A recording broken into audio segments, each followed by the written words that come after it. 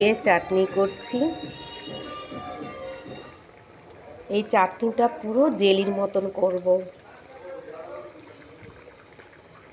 অনেকেই আছো তোমরা চাটনিটা ঠিকঠাক করতে পারো না। এক একটা বাড়িতে যাই, এত চাটনিটা করে ঠিক ভালো লাগে না। চাটনিটাও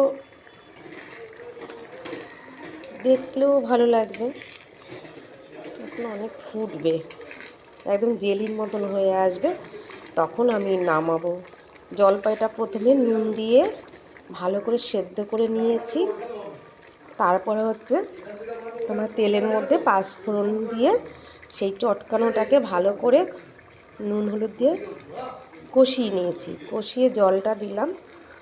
এবার তুমি চিনি বা গুড় যাই পারো দিতে পারো, দিয়ে এরকম জেলির মতন আস্তে আস্তে হয়ে যাবে।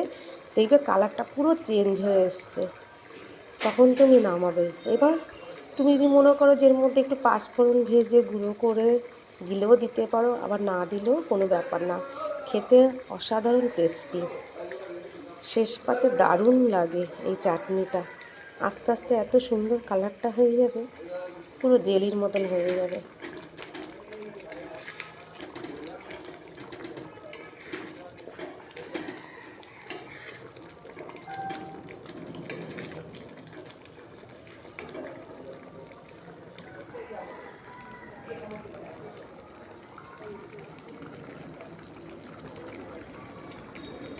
এবার আমি কমিয়ে দিলাম, দেখো কালারটা কি সুন্দর, আস্তে আস্তে আরও কালারটা সুন্দর হয়ে আসবে, তারপরে তুমি নামিয়ে দেবে।